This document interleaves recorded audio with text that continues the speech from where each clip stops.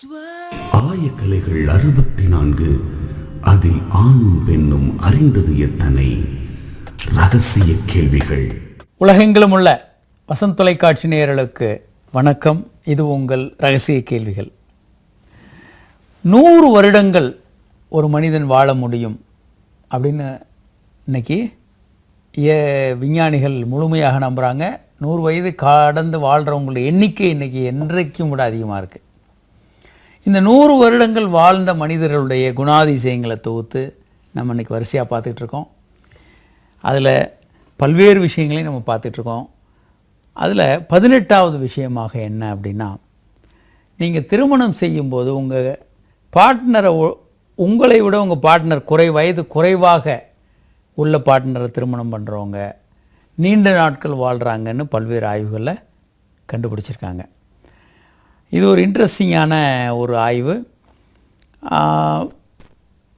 ஒரு தன்னை விட வயது ஒரு நன்றாக ஒரு குறைவாக இருக்கிறவங்கள பார்த்து திருமணம் செய்கிறவங்க இளமையாக மாறிடுறாங்க. அவங்களும் இளமையாக இருக்கிறாங்க, நீண்ட நாள் வாழ்கிறாங்கன்னு கண்டுபிடிச்சிருக்காங்க.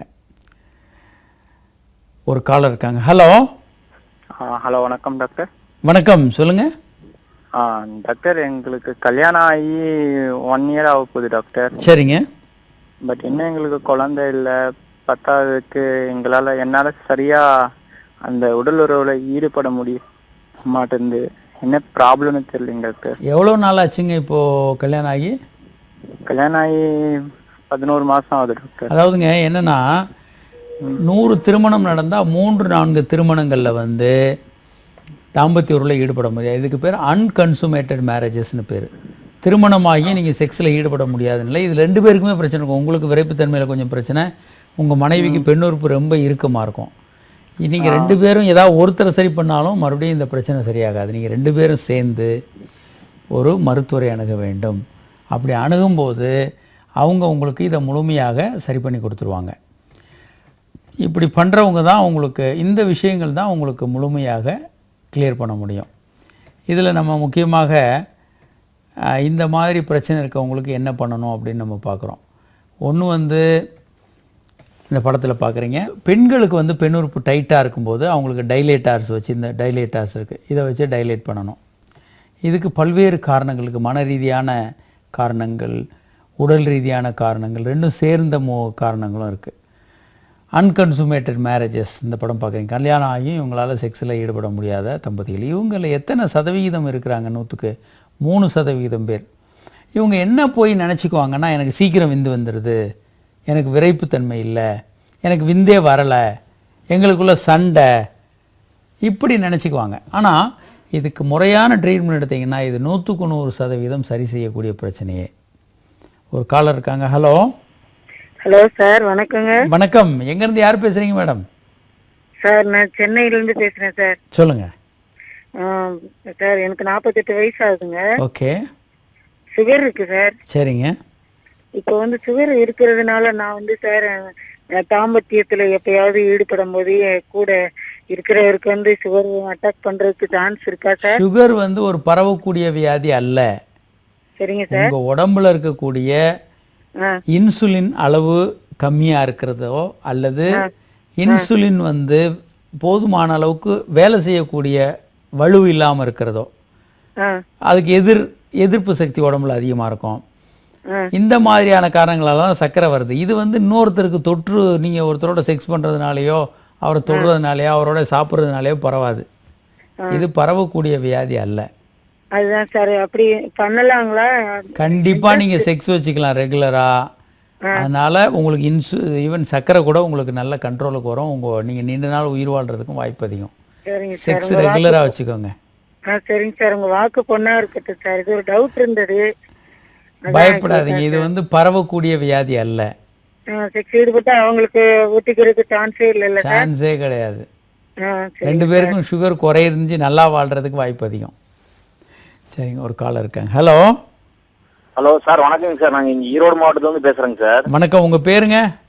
சார், என் பேர் பாஸ்கருங்க சார். சொல்லுங்கள் பாஸ்கர். சார், இப்போ எனக்கு மேரேஜ் ஆகி 1 இயர் ஆச்சுங்க சார். சரிங்க. 2 months ஆச்சுங்க சார். சரிங்க சார். நான் இப்போ மறுபடியும் ஃபர்ஸ்ட் சரி 1 இயர் 2 months ஆச்சு. அப்புறம் செக்அப் போனேங்க சார். 2 பேரும் போனோம் வீட்டில், நானும் மனைவியுமே. சரிங்க. 2 பேருமே போய் செக்அப் பண்ணாங்க சார். சரிங்க. அப்புறம் அவங்க மேடம் வந்துக்கிட்டு இந்த மாதிரி வந்து உங்களுக்கு அதாவது இங்க ஃபர்ஸ்ட் நியூராலஜி அந்த டெஸ்ட் எடுப்பாங்க சார், விந்து டெஸ்ட். சரிங்க. அது எடுத்துலங்க சார், அசோஃபர்மியான்னு வந்து அசூஸ்போமியான், ஏசூஸ்போமியான். சரி, சொல்லுங்க. ஆமா சார், அது 4 டைம்ஸ் பார்த்தேங்க சார். மறுபடியும் சரி, ஒரு 1 வீக் கழிச்சு மறுபடியும் மொத்தம் 4 டைம் பார்த்தாச்சுங்க சார். 4 டைம் அதே மாதிரியே வந்துருச்சுங்க சார். சரிங்க சார். அதனால சரின்னு சொல்லிட்டு மறுபடியும் வந்து மறுபடியும் செக்அப் போனோங்க சார். அப்புறம் இந்த மாதிரி சொன்னாங்காட்டி நீங்க வந்து நியூராலஜிஸ்ட் பாருங்க அப்படின்னாங்க. மறுபடியும் நியூராலஜிஸ்ட் பார்த்தேங்க சார். அவரு அந்த விரக்கோட்டை இருக்குங்களா சார், அது 2 சைடும் வந்து விரக்கோட்டையில மறுபடியும் அமுத்தி பார்த்தாங்க சார். அமுத்தி பார்த்துட்டு உங்களுக்கு வேஸ் அந்த விரக்கோட்டையில இருந்து விந்து வெளியேறணும்லங்க சார். அந்த விந்து வரக்கூடிய குழாய் இல்லைன்னு சொல்லியிருக்காரு. விந்து வரக்கூடிய குழாய் வந்து வேஸ் உங்களுக்கு இல்ல அப்படிங்கிற மாதிரி சொன்னாருங்க சார்.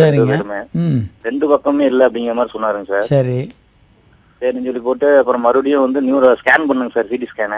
சரி, ஸ்கேன் பண்ணி பார்த்ததுல இந்த மாதிரி வந்து அந்த வேஸ் இல்லைங்க உங்களுக்கு அப்படிங்கிற மாதிரி சொல்றாங்க சார். உங்களுக்கு பிறவியிலேயே வந்து அந்த மாதிரி ப்ராப்ளம் இருக்கு அப்படின்றாங்க சார். சரி, அந்த மாதிரிலாம் இருக்குங்களாங்க சார்? இருக்கலாம், நிறைய பேருக்கு இருக்குங்க. ஒருத்தர் 2 பேருக்கு இல்லை, நிறைய பேருக்கு இருக்கும். இதை வந்து அதுதான் நான் இப்போ சொல்லிட்டு இருக்கேன். அதாவதுங்க, இந்த படத்தை பாருங்க. இப்போ வந்து என்ன பண்ணணும் அப்படின்னா, உங்க விரையிலிருந்து 1-2 விந்தணுக்கள் எடுக்கலாம். எடுத்து உங்களுடைய மனைவியினுடைய கருமுட்டை எடுத்து அந்த கருமுட்டைக்குள்ளே விந்தணுவை இன்ஜெக்ட் பண்ணலாம். இந்த படத்தில் அதான் தெரியுது. இந்த சின்ன நீடில் வந்து விந்து இருக்கும். இந்த பெரிய பிப்பட் இது வந்து விந்து கருமுட்டையை பிடிச்சிக்கிட்டு இருக்கும். கருமுட்டைக்கு உள்ள அந்த நீடில் வச்சு குத்தி விந்தணுவை ரிலீஸ் பண்ணணும். இக்ஸி என்ற பேர், இன்ட்ராசைட்டோபிளாஸ்மிக் ஸ்போம் இன்ஜெக்ஷன் அப்படின்னு பேர். ஸோ இந்த முறையில் நீங்கள் கருத்தரிக்க முடியும்.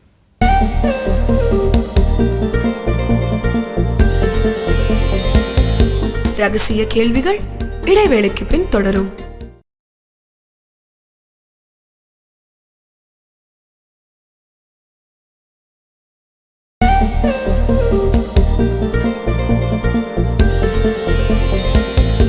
ரகசிய கேள்விகள் தொடர்கிறது. இப்போ 100 வயது வாழ்வதை பற்றி பேசும்போது ஒரு இன்ட்ரெஸ்டிங்கான விஷயம் என்னன்னா, ஜப்பானில் பிறந்திருந்தீங்கன்னா, அதுவும் ஒரு பெண்ணாக பிறந்திருந்தா நீண்ட நாள் வாழ்வதற்கான வாய்ப்பு இயல்பாகவே இருக்குது. உலக சுகாதார நிறுவனம் 2011 வெளியிட்ட லாங்கஸ்ட் ஆவரேஜ் லைஃப் எக்ஸ்பெக்டன்சி, நீண்ட நாள் உயிர் வாழக்கூடிய மக்கள் ஜப்பானில் தான் இருக்கிறாங்க. ஜப்பானில் பிறந்தாலே நீண்ட நாள் வாழ்கிறதுக்கான வாய்ப்பு அதிகம் அப்படின்னு உலக சுகாதார நிறுவனம் சொல்லியிருக்காங்க. ஒரு பெண் குழந்தை ஜப்பானில் பிறந்ததுன்னா அதனுடைய கிட்டத்தட்ட ஆவரேஜாக அந்த குழந்தை வந்து 86 வயதும் 41 86.5 வயது அது ஆவரேஜாக வாழ வாய்ப்பு இருக்குது. ஆவரேஜாக இந்தியாவுடைய ஆவரேஜ் வந்து 54, ஜப்பானில் வந்து 86.5 வருடங்கள் வந்து வாழ முடியும் ஒரு பெண் குழந்தை. அதுவும் பெண் குழந்தை தான் அதிகமாக வாழ்கிறாங்க. அதே மாதிரி அதுக்கு அடுத்ததாக அப்படின்னு பார்த்தா ஸ்வீடன், இட்டாலி, ஆஸ்திரேலியா இந்த நாடுகளில் வாழ்கிறவங்க நீண்ட நாள் வாழ்கிறாங்க.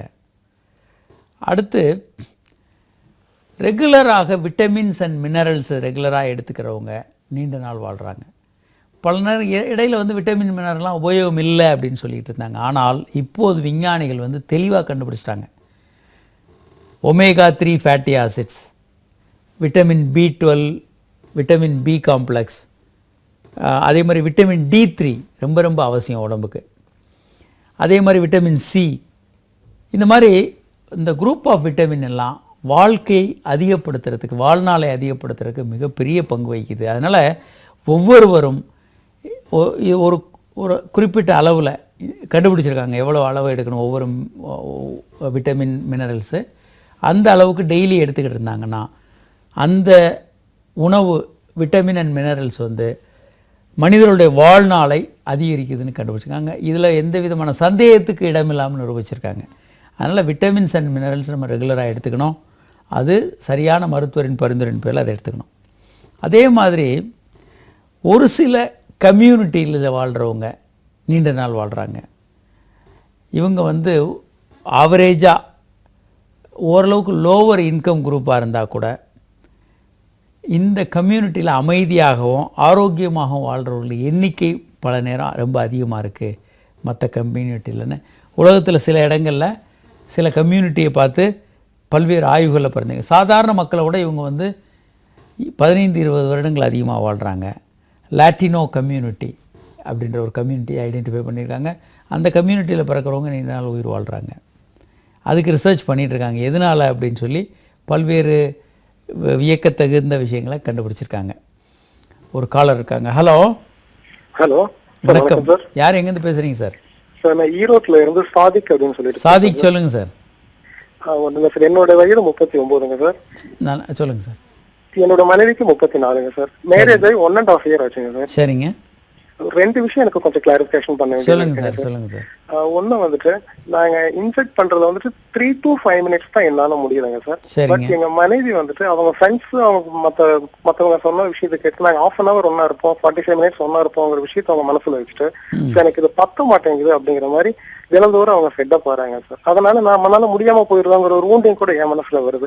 இன்னைக்கு அவங்களை ஏமாத்திடுவோமோ அப்படிங்கிற ஒரு தாட்ஸ்ல ஒரு பிரிவு ஒரு பக்கம் போயிட்டு இருக்கேங்க சார். ஆனா இன்னொரு பக்கம் இன்னொரு விஷயம் என்னன்னு கேட்டீங்கன்னா, மனைவிக்கு வந்துட்டு தைராய்டு ப்ராப்ளம் இருக்கு. மென்சஸ் ப்ராப்பரா இல்லை. 60 days once, 45 days once, இல்லைன்னா 2 months above அந்த மாதிரி ஆயிட்டு இருக்கு. குழந்தை சான்சஸ் எப்படி இருக்கு சார்? ரெண்டுங்க கொஞ்சம் விளக்கம் கொடுங்க. இந்த தைராய்டு, இரகுலர் மென்சஸ்லாம் ஈஸியாக டாக்டர்கள் சரி பண்ணி கொடுத்துருவாங்க. நீங்கள் குழந்தை பெற்றுக்கலாம், ஒரு பிரச்சனையும் இல்லை. குழந்தைக்கும் எவ்வளோ நேரம் செக்ஸ் பண்ணுறீங்கன்றதுக்கும் எந்த சம்மந்தம் இல்லை. இதெல்லாம் எளிமையாக ட்ரீட் பண்ணக்கூடியது. நாங்கள் இந்த நிகழ்ச்சியில் திரும்ப திரும்ப சொல்லிட்டு இருக்கோம், எப்படி மனைவியை திருப்திப்படுத்துறதுன்னு. ஒன்று வந்து எளிமையான முறை செக்ஸ் ஆரம்பித்த உடனே நீங்கள் கீழே படுத்துக்கோங்க. மனைவியை முதல்ல மேலேருந்து செக்ஸ் பண்ண அலோவ் பண்ணுங்கள். உங்களுக்கு அப்போ விந்தே வராது. அவங்க உச்சகட்டம், அவங்களுடைய கிளைட்டோரிஸை உங்கள் உடம்புல ரப் பண்ணி அவங்க உச்சகட்டம் அடைஞ்சிருவாங்க ஒரு 10 நிமிஷத்தில். உங்களுக்கு விந்து சீக்கிரம் வராது. அப்படி இல்லைன்னா முதல்ல வந்து உங்கள் விரல்களை வச்சு நாக்கை வச்சு அவங்க கிளைட்டோரிஸை நீங்கள் தூண்டலாம். அதே மாதிரி பெண்ணுறுப்பு உள்ள ஆழமாக ஏ ஸ்பாட் இருக்குது, அதை தூண்டலாம். மார்பகங்களை பிரஸ்ட்டு, பி ஃபார் பிரஸ்ட்டு, பிரஸ்ட்டை தூண்டலாம். சி கிளைட்டோரிஸ் சொல்லியிருக்கோம். ஜி ஸ்பாட் இருக்குது, அதை தூண்டலாம். பெண்ணுறுப்பினுடைய ஒரு 1.5 சென்டிமீட்டர் மேல் பகுதியில் ஒரு 1.5 சென்டிமீட்டர் உள்ள அதை நீங்கள் தூண்டிக்கிட்டே இருக்கலாம். அது வந்து 50 காசு அளவுக்கு விரிவடையும். அதை நீங்கள் தூண்டியே ஒரு பெண்ணை உச்சகட்டத்துக்கு கொண்டு போகலாம். இப்படி ஏகப்பட்ட பாயிண்ட்ஸ் இருக்குது அவங்களுக்கு. அவங்கள தூண்டி உச்சகட்டத்துக்கு கொண்டு போயிட்டு அப்புறமா நீங்கள் செக்ஸ் பண்ணுங்கள். நீங்கள் எடுத்தவுடனே செக்ஸ் பண்ணிங்கன்னா அவங்களால மனைவியை வந்து உச்சகட்டத்துக்கு கொண்டு போகவே முடியாது. அப்போ என்ன பண்ணணும்? நீங்கள் உச்சகட்டம் அடைஞ்ச பிறகு உங்கள் நாக்கு வச்சு கிளைட்டோரிஸை தொடர்ந்து தூண்டி உங்கள் மனைவியை உச்சகட்டத்துக்கு கொண்டு போகலாம். எதையுமே பண்ண மாட்டோம் அப்படின்னா உங்களுக்கு மனைவிக்கு ஃப்ரஸ்ட்ரேஷன் வர்றது இயல்பானது. இது தவிர்க்க முடியாது. நீங்கள் செக்ஸ் முடிஞ்ச பிறகு நீங்கள் செக்ஸை நிறுத்த வேண்டியதில்லை. ஆணுறுப்பை எடுத்து நீங்கள் ரிலாக்ஸ் பண்ண வேண்டாம். நீங்கள் தொடர்ந்து செக்ஸ் பண்ணிக்கிட்டே இருங்க. அதுலேயும் உங்களுக்கு விரைப்புத்தன்மை குறைஞ்சிருச்சுன்னா நாக்கு வச்சு கிளைட்டோரிஸை தூண்டுங்க. இப்படி பல்வேறு முறைகள் இருக்குது. முற்றிலுமாக இதை சரி பண்ணிக்கலாம். இப்போது 100 ஆண்டுகள் வாழ்வது எப்படி அப்படின்றத பற்றி நம்ம பேசிகிட்டு இருக்கோம். 100 ஆண்டு வாழ்ந்த மக்களிடையே பல்வேறு ஆய்வுகளை மேற்கொண்டு இதை சொல்லியிருக்காங்க. உங்களுக்கு ஒரு நல்ல நம்பிக்கை இருக்கிறவங்க 100 ஆண்டு வாழலாம். நீங்கள் ஒரு எத்தியிஸ்டாக இருக்கலாம், ரெகுலராக அல்லது ரிலீஜியஸ் ஃபெய்த், ரொம்ப ஸ்ட்ராங்கான ஃபெய்த் இருக்கவங்க 100 வாழ்கிறாங்க. கடவுள் நம்பிக்கை ஸ்ட்ராங்காக இருக்கிறவங்க, கோயிலுக்கு போகிறவங்க, சர்ச்சுக்கு போகிறவங்க, மாஸ்க் போகிறவங்க, கடுமையான ஸ்ட்ராங்கான கடவுள் நம்பிக்கை இருக்கிறவங்க, அதே மாதிரி ஸ்ட்ராங்கான எத்தியிஸ்ட்.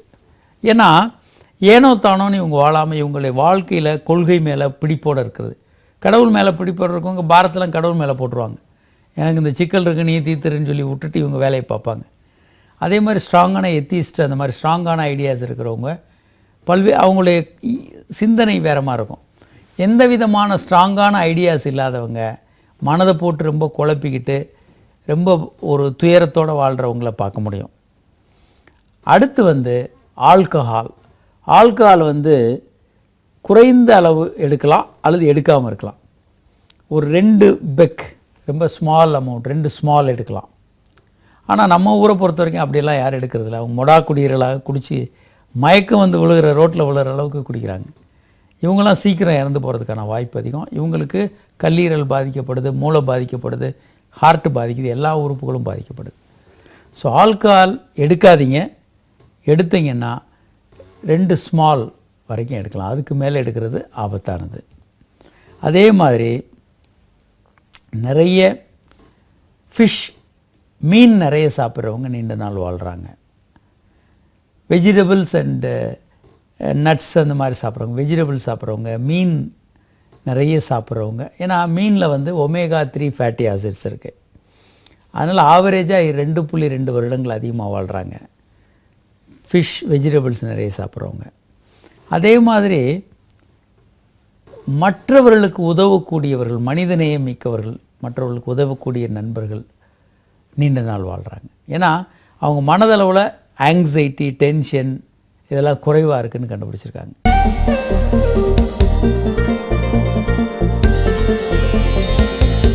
ரகசிய கேள்விகள் இடைவேளைக்கு பின் தொடரும்.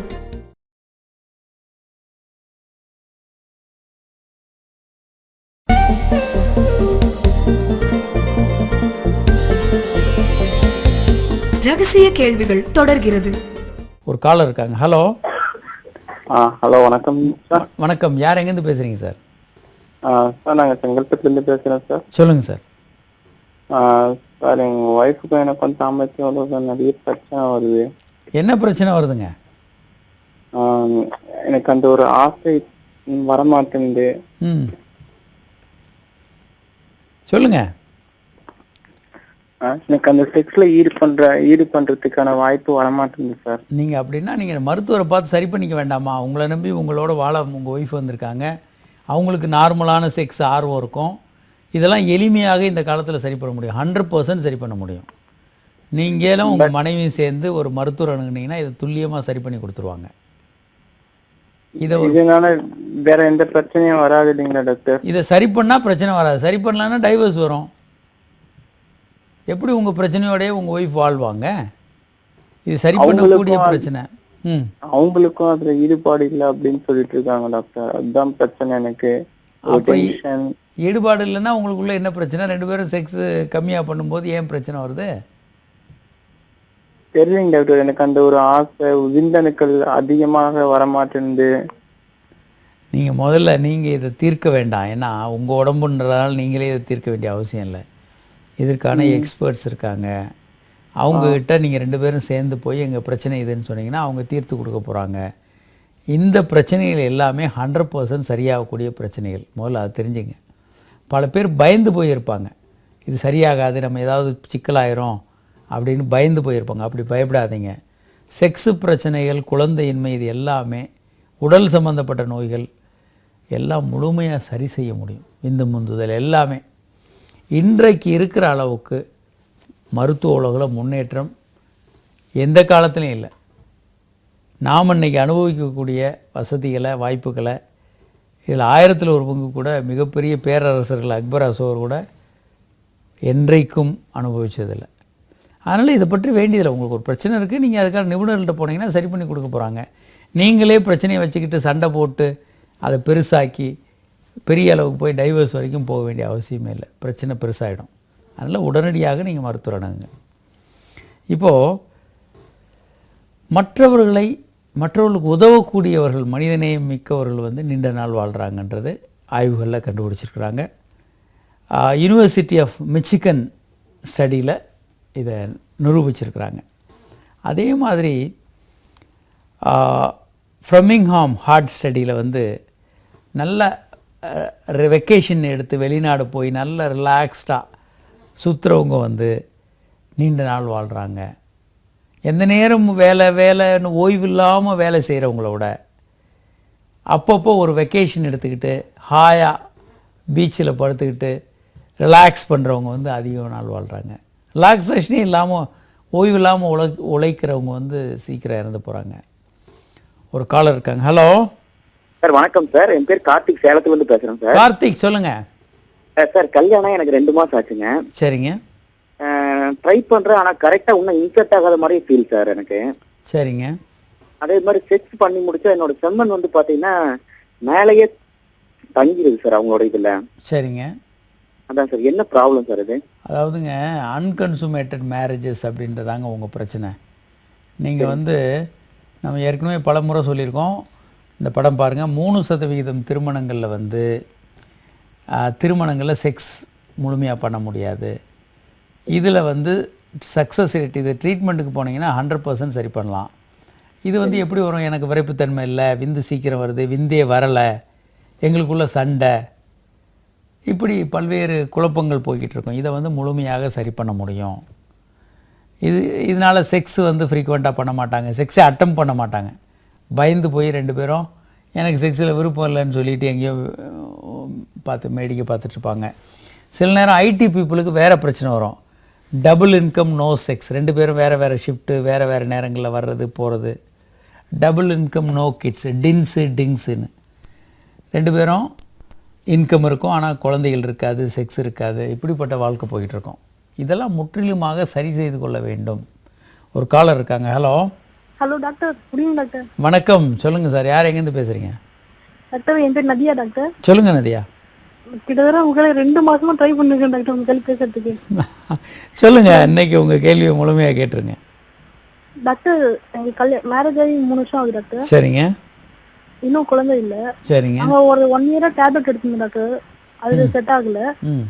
இப்போ வந்து டேப்லெட் எடுத்துங்க, ரெஸ்ட் எடுக்கணும் சொல்லிட்டு நல்லா ரெஸ்ட் எடுக்கிறதால வெயிட் அதிகமாயிடுச்சு டாக்டர். யார் உங்களை அவ்வளோ ரெஸ்ட் எடுக்க சொன்னது? ரெஸ்ட் எல்லாம் எடுக்க வேண்டியது இல்லைங்க. நீங்கள் நார்மல் வேலை செய்யுங்க, ஹெல்த் எக்ஸசைஸ் பண்ணுங்கள், ஒரு டயட் கண்ட்ரோலில் இருங்க.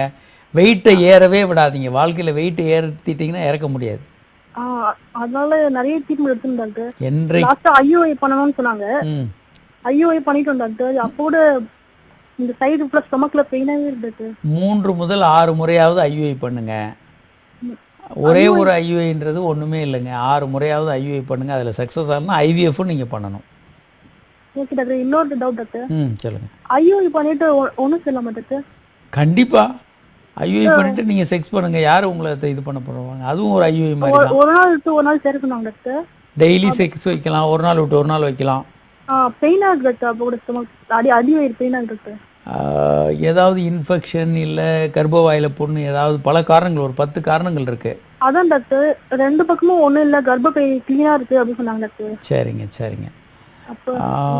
பாருங்கள், உங்கள் மருத்துவர் மறுபடியும் பெயின் இருந்ததுன்னா ஸ்கேன் பண்ணி ஏதாவது எண்டோமெட்ரியோசிஸ், பெல்விக் இன்ஃப்ளமேட்டரி டிசீஸ்னு அடி வயிற்றில் கிருமி தொற்று, எண்டோமெட்ரியோசிஸ், வேறு ஏதாவது கட்டிகள், பல்வேறு விஷயங்கள் இருக்குது. என்ன இருக்குதுன்னு பார்க்கணும். அல்லது உங்கள் கணவர் உங்களை நல்லா தூண்டிட்டு அப்புறம் செக்ஸில் ஈடுபடணும். நீங்கள் கண்டிப்பாக குழந்தையோட போகலாம், ஒன்றும் இல்லை. ஒரு செகண்ட் டைம் இல்லை, தொடர்ச்சியாக பண்ணுங்கள். நல்ல சென்டரில் போய் ஐவிஐ தொடர்ச்சியாக பண்ணுங்கள். கண்டிப்பாக கன்சீவ் ஆவீங்க. அப்படி ஆகலைன்னா ஐவிஎஃப்பும் நீங்கள் போகணும். Okay doctor, thank you doctor. நன்றி. ஸோ இதில் வந்து ரொம்ப வெக்கேஷன் எடுத்து நல்லா ரிலாக்ஸ் பண்ணுறவங்க நீண்ட நாள் வாழ்கிறாங்க. அதே நேரத்தில் வேலையே செய்யாமல் போர் அடித்து போய் இருக்கிறவங்க சீக்கிரம் இறந்து போகிறாங்க. பிஸியாக வாழ்நாள் முழுவதும் ஒரு உபயோகமான வேலை செய்கிறவங்க அப்படின்றவங்க நல்லா வாழ்கிறாங்க. சோஷியல் சர்வீஸாக இருக்கலாம், இல்லை தொண்டு நிறுவனங்கள், இல்லை வந்து ஒரு ஒரு வியாபாரம், ஏதோ ஒன்று மன அழுத்தம் இல்லாமல் சந்தோஷமாக நீங்கள் செஞ்சுக்கிட்டு இருந்தீங்கன்னா வாழ்நாள் முழுவதும் வந்து நீண்ட நாள் நீங்கள் வாழ முடியும், வாழ்நாள் முழுவதும் சந்தோஷமாக வாழ முடியும். இது வந்து பல்வேறு ஆய்வுகளில் நிரூபிக்கப்பட்டிருக்கு. கிட்டத்தட்ட 1165 ஆண்களை வச்சு இந்த ஆராய்ச்சி பண்ணியிருக்காங்க. இதில் வந்து இவங்களுக்கு வந்து 45% ஹார்ட் அட்டாக் வர ரிஸ்க் குறைஞ்சிருக்கு. வாழ்க்கையில் எங்கேஜாக இருக்கவங்க, இப்போ ரிட்டையர் ஆகிட்டு வீல் சேரில் படுத்துக்கிட்டு எந்த வேலையும் செய்யாமல் இருக்கிறவங்க சீக்கிரம் சாகிறதுக்கான வாய்ப்புகள் அதிகம். அதே மாதிரி முக்கியமான இன்னொரு விஷயம் வந்து போதுமான அளவுக்கு தூக்கம் இல்லாமல் இருக்கிறவங்க சீக்கிரம் இறந்து போகிறாங்க. போதுமான அளவுக்கு தூக்கத்தோடு இருக்கணும். அப்படி தூக்கம் இல்லை அப்படின்னா உங்களுக்கு இறந்து போகிறதுக்கான வாய்ப்புகள் ரொம்ப அதிகம். ஸோ ஒரு நாளைக்கு 6 மணி நேரம் முதல் 8 மணி நேரம் நல்ல முழுமையான தூக்கம் வேணும். அது ரொம்ப ரொம்ப பேசிக். அதனால் தூக்கத்தை காம்ப்ரமைஸ் பண்ணிவிட்டு வேறு வேலைகள் செய்யாதீங்க. போதுமான அளவுக்கு தூக்கம், போதுமான அளவுக்கு வேலை, போதுமான அளவுக்கு ஓய்வு. 8 மணி நேரம் தூக்கம், 8 மணி நேரம் ஓய்வு, 8 மணி நேரம் வேலை, இந்த மாதிரியான ஒரு அமைப்பு ரொம்ப அவசியம். நம்ம நிறைய விஷயங்களை இந்த வாரம் பேசிக்கிட்டு இருக்கோம். 100 வருடங்கள் வாழ்வது எப்படின்னு தொடர்ந்து பேச போகிறோம். ஒவ்வொரு வருடமும் இன்ஹரண்ட்டாக நம்ம 100 வருடங்கள் வாழக்கூடிய கெப்பாசிட்டியோடு பிறந்திருக்கோம். ஸோ அந்த பல்வேறு ஆராய்ச்சிகளில் 100 கண்டுபிடிப்புகள் கொடுத்துருக்காங்க, எப்படியெல்லாம் 100 வருடங்கள் வாழலான்னு. இதை தெரிஞ்சுக்கிறது மூலமாக நம்மளுடைய வாழ்நாளை அதிகப்படுத்த முடியும். வாழ்நாளை அதிகப்படுத்துறதுனால இந்த சொசைட்டிக்கு நம்ம ஒரு உபயோகமான கான்ட்ரிபியூஷன் நம்ம கொடுக்க முடியும். ஒவ்வொரு மனிதனும் ஒரு உபயோகமான கான்ட்ரிபியூஷன் இந்த சொசைட்டிக்கு நம்மளால் கொடுக்க முடியும். ஸோ நம்ம கொடுப்போம். இந்த நிகழ்ச்சியில் எங்களோட பங்கு பெற இயலாத வாசகர்கள் உங்கள் கேள்வியில் எங்களுக்கு எஸ்எம்எஸ் மூலமாக அனுப்பலாம். 9841266666 என்ற எண்ணுக்கோ 94494444 என்ற எண்ணுக்கோ உங்கள் கேள்வியில் எங்களுக்கு எஸ்எம்எஸ் மூலமாக அனுப்பலாம். அல்லது hi@drkamaraj.net என்ற மின்னஞ்சல் முகவரிக்கு உங்கள் கேள்வியில் எங்களுக்கு மின்னஞ்சல் அனுப்பலாம். மீண்டும் நாளை சந்திப்போம். வணக்கம்.